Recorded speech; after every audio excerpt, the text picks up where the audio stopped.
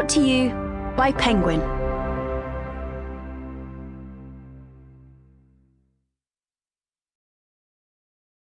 Kiss Me at Christmas by Jenny Bayliss. Read by Caroline Fantozzi. 1. Their eyes met through the curls of steam twisting out of their mugs. His were the colour of burned honey, framed by dark eyelashes and sceptical S-shaped eyebrows. Hers were the colour of faded denim, and they watched him with the hunger of an alley cat that's just spied a tasty-looking field mouse. At the other end of the pub, despite only being the third week in November, the Christmas karaoke was in full swing, and the main bar area was swamped with swaying punters trying to cram in another round before the end of happy hour.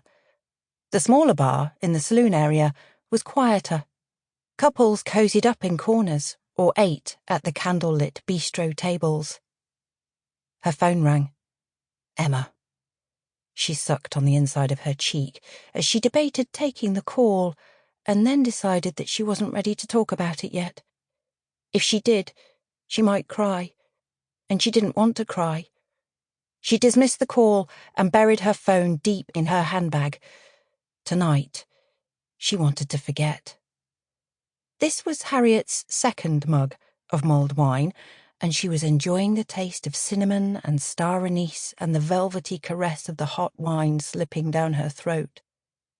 The warmth feathered out through her chest in a delicious trickle. The man smiled, and one of those sceptical eyebrows quirked a little higher, giving him serious Jack Nicholson vibes. A delightful zing of excitement ricocheted around inside Harriet's sensible knitted tights. She smiled back in what she hoped was a flirtatious way, and then wider when he began walking toward her. She could do this. It was just like riding a bike, right? "Do you mind?" he asked, gesturing to the bar stool next to hers. His voice was moody blues and sandpaper. She nodded, and he perched, keeping one foot planted on the sticky carpet. He smelled like sawed pine and cloves. His suit was sharply cut and expensive, the top button of his white shirt undone, tie ever so slightly pulling to the left. He was so good-looking that she had the urge to punch him. This wasn't a normal response, she knew this, but something about this level of attractiveness was sparking a visceral, physical reaction inside her.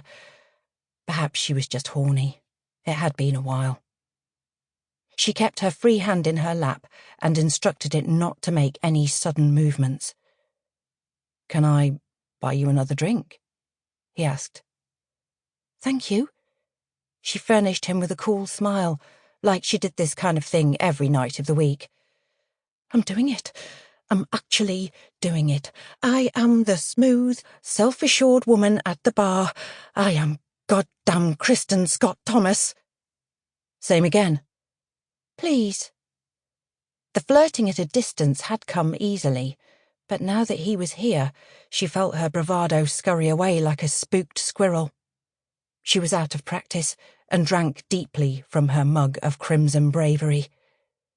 He was watching her with an amused expression. "Slips down easily, doesn't it?" he remarked. "A bit too easily," she confessed. "That's the trouble with mulled wine. It tricks you into thinking it's a warm bedtime drink instead of alcohol." "And is it making you feel ready for bed?" His eyebrow quirked up again, so bold that Harriet immediately was indeed ready for bed. "You're very forward, aren't you?" His cocksure demeanour slipped, and he looked away as though embarrassed. When he met her eyes again, his smile was shyer, but no less potent. "Sorry," he said. "I had some long-awaited news today, and I think I've maybe indulged a little too freely with the mulled wine." His dark hair was smart like the rest of him, short at the sides and just a little longer on the top, swept up at the front. The lamplight highlighted flecks of grey at his temples. The sounds of a Sample complete. Ready to continue?